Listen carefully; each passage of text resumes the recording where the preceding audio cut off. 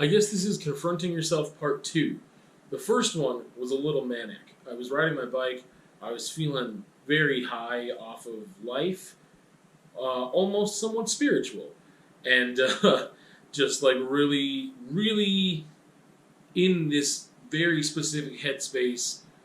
And I was also just riding my bike, and that came with a time frame of when am I going to get home, that's when I'm going to stop recording. And I felt like I didn't finish that conversation, and I've had more ideas since then, specifically about traveling. But to recap really quick, when I talk about confronting yourself, first of all, you can go watch that other conversation. I think it's like 8 minutes or something, or listen to it, podcast version. And I was just kind of replaying why mountain biking is so important to me. And there are other things that I do too that I think have, like art, like in the studio here. Other things that can be ways of confronting myself. And what I mean by that is just challenging yourself, but there's different ways to do that. I think confronting yourself really involves an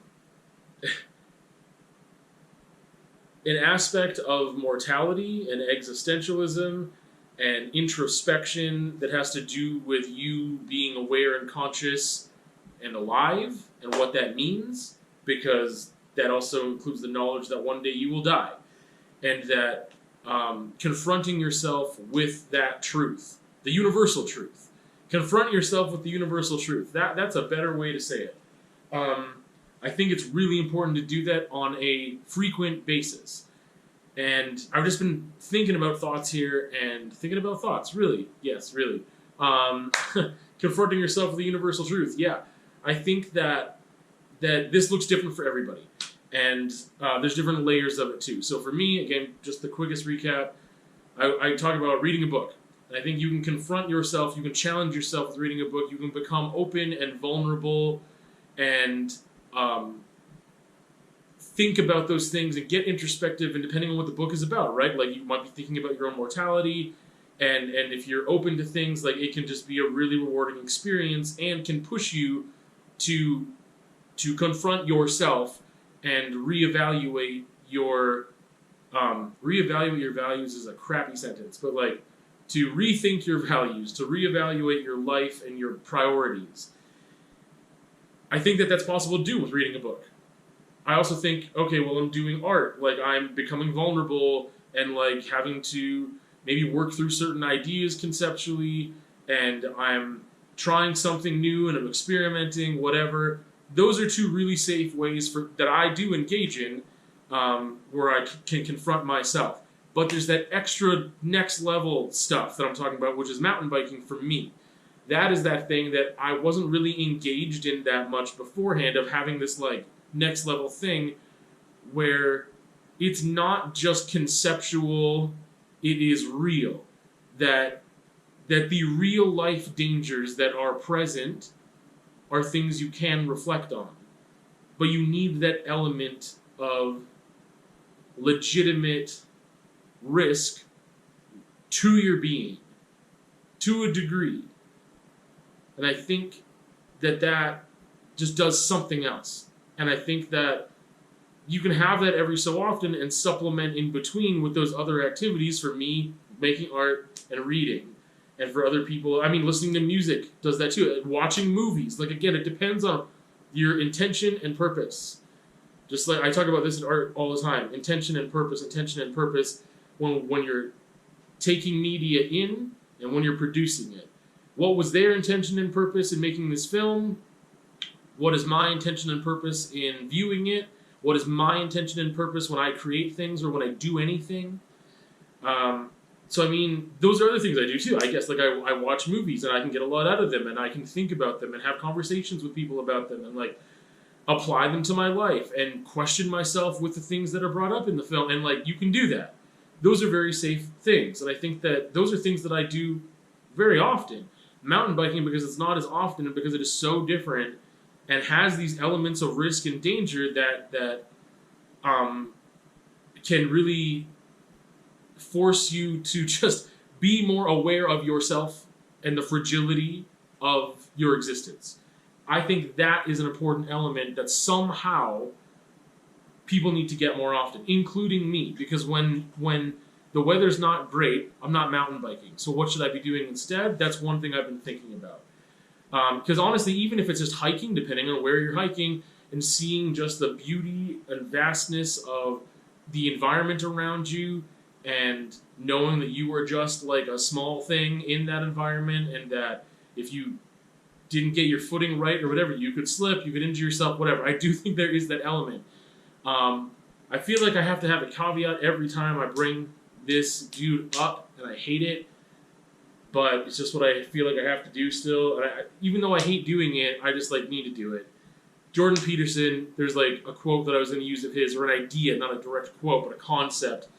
The caveat, I just mean that like, this is one of those things that I've talked about. I don't remember what conversation it was. Throwing the baby out with the bathwater. So I'm going to maybe go listen or watch that one. But just it relates to separating art from the artist. That one is also in the mix here. But that you can take someone's ideas that you think are positive and good without being a fan of every single word that comes out of their mouth. Kill your heroes, right? Like that's the other conversation that ended up being intertwined of like, you shouldn't have people on anybody. You shouldn't have anybody be on a pedestal like that. Everyone is fallible, and that you can take an idea from a person, and it doesn't mean that all of a sudden you are that person or you worship that person. It's taking the things that make sense to you, that challenge you, that you like, and that's okay. If it's inspiring thought within you, and then you can take that and do something positive with it, why wouldn't you? Right? Or maybe what they're saying is just very...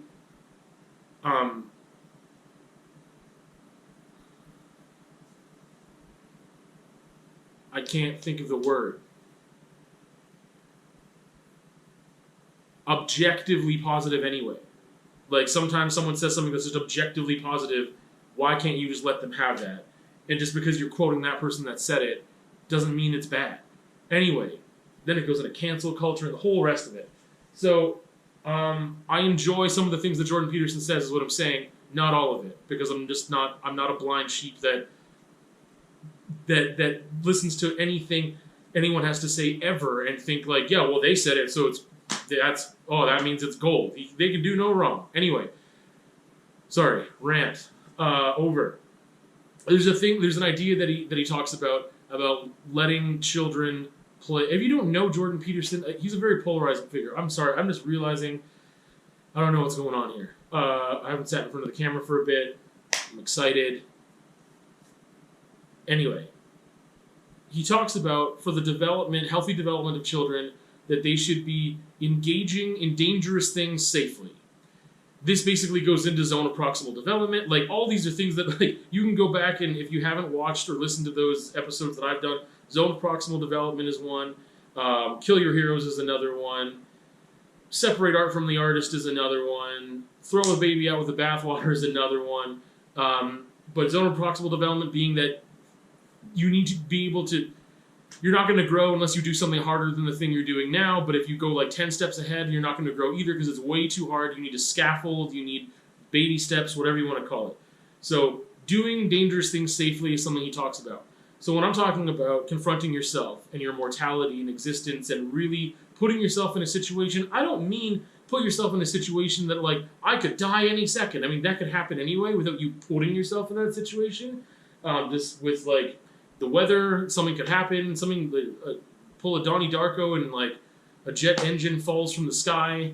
It's not really a spoiler, but anyway, like acts of weather, whatever, right? Driving down the street, something can happen. Like, you just don't know.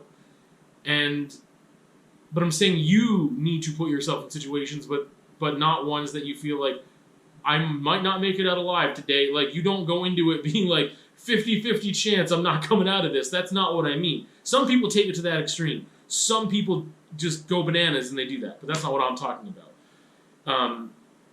I think that is one of those things that ties into this, is like doing dangerous things safely. And I don't think it's just for childhood development. I think that it's important to let children do that, because I think it was kind of an argument against helicopter parenting and just being like, oh no, are you okay? And it's like, the kid scraped his knees, fine.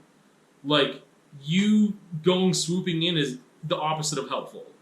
Like, it should just be like, yeah, that happens. Like, that's all. Yeah, it happens. You scraped your knee. Let's keep trucking. Get up and try it again, right? Like,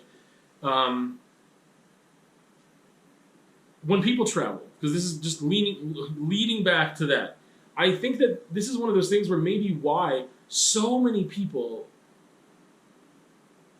it's not the only reason why, but this is what I think about why maybe this might get me to travel more in the future. I'm scared of travel, by the way. I feel very safe within Canada, which is somewhat naive, but I feel much safer that nothing like super weird is going to happen, but I don't even want to go to the States. I'm brown, that's enough said. But they have a very different culture there than in Canada. Gun culture, police culture, racism, tons of other things. I've been there. The last time I was there was like 2006 or 7, maybe 2008. 2008? That might be, I think it was 2008. That was the last time I was there, and I went for a wedding, and like, it was magical and beautiful and wonderful, and I was still young enough that I wasn't as paranoid as I am now. Paranoid, or what's the other word I was going to use? I can't think of words today. Neurotic and whatever. Anxious or aware of my anxiety. So it was an adventure, and this kind of is that thing of like, I've never really had a strong desire to travel, just period. Never really had a strong desire to, for fears and sometimes not fear related, I just didn't have that. I also didn't have people glamorizing that and telling me like, you know, you gotta travel as soon as you're out of high school, travel in your 20s, like, do it, it's amazing, you see the world and learn about all these cultures, and you become cultured, and you have all this education, and like, all those things I think are true. Some people just want to travel because it's just the thing to do, and it's like, they travel really bougie and whatever, and it's more about taking selfies in like, next to monuments. There's like, adventure traveling, and there's like basic traveling. And obviously there's a whole bunch in between because it's a spectrum just like anything is. But most of what I knew of was basic traveling, and I know people are doing adventure traveling, but it's so much, it just seemed like being seen. An adventure, I mean, take that whatever way you will. But certain things, like, I don't think I'm not a glamper. Like, I like camping comfortably, but like, it doesn't have to be like RV style. Like, I've never camped in like a camper or RV or anything like that. It's been like one time I've had an air mattress camping. Every other time not. And yeah. But I mean, I want to be comfortable, and yes, I want to go and explore nature and be out in nature and those things. But it's like, yeah, it'd be cool to shower too. It'd be cool to have a flushable toilet. Like, there's just this in between for me. And I've just been thinking of like, one of those things that I've never heard be talked about with traveling and why it's so important is that I think that you confront yourself. You are put in situations where you are vulnerable. You are not as safe as you are at home. People can take advantage of you. They think you're a tourist. You don't know where to go for anything. Like, I mean, Google Maps and whatever, it doesn't matter. Like, you don't know what is safe, what is not safe. When you're being taken advantage of sometimes, and like, you can do a lot of research, but it's not going to matter. I don't think so. I think that like, it can help, but it is not the answer to being safe abroad. Like, I just think that no matter what, you are putting yourself in a vulnerable position, and it's more likely that you will have close calls, and things will happen. And it doesn't necessarily mean that you're putting yourself on the edge of a cliff. I don't mean figuratively, but literally. Maybe that's not part of what your traveling experience is backpacking through whatever and going on crazy Sherpa guided tours in the mountains of wherever. Like, that's not what I mean. I still think that if you stuck to like main touristy places, you are still in a vulnerable position, and hopefully you are in that space and you are open to the experience. Because I do think a lot of people go traveling and don't get anything out of it. I think when you get to that basic traveler that like, oh, I'm taking selfies in Paris, and like, oh, I'm in Rome and I'm taking like selfies of that, and like, look where I am. Like, that, I don't think, I think for some of the people that I've met that have done that kind of thing, they come out of it with nothing. Again, you could read a book, you could watch a movie, you could do those things. If you are not open, vulnerable, wanting to learn, have a desire for growth, as just a way that you live and operate in the world on a consistent basis, if you don't have that, you're not going to get what other people can get out of whatever that experience is. It could be watching a movie again, or going traveling. But I was just thinking about it, so many people talk about how important traveling is. The other reason I think it's so important to do in your 20s is because, or to do while you're younger, is because I have had time to become more anxious, more neurotic, more fearful, more scared, whatever, right? In my 20s, I'm throwing caution to the wind way more. So you have closer calls, and you're like, oh, snap, I shouldn't have done that, but we made it out alive. Again, I'm not talking about, extreme stuff where, we could die any moment, this is fun. No, that's stupid. But, there's just some times where you're not thinking as much. And you need to.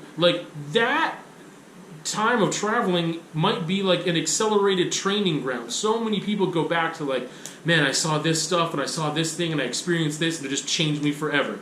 Yeah, you might have 5 years of growth in 5 months. That's just a possibility, right? Those experiences matter more than time, because you could sit in a room and do nothing at all, and you're this goes back to the other conversation of why it's so stupid that it's respect your elders. Why?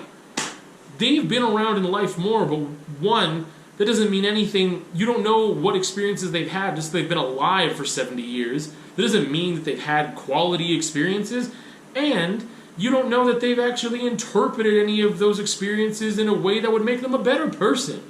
So being old is not being wise. They are not synonymous. They're two completely different things that have nothing to do with each other. So it is about the quality of your experiences, and it's measured more in hours of activity, hours of experiences, than it is hours being alive. That's just anyway, that's basic stuff, I feel.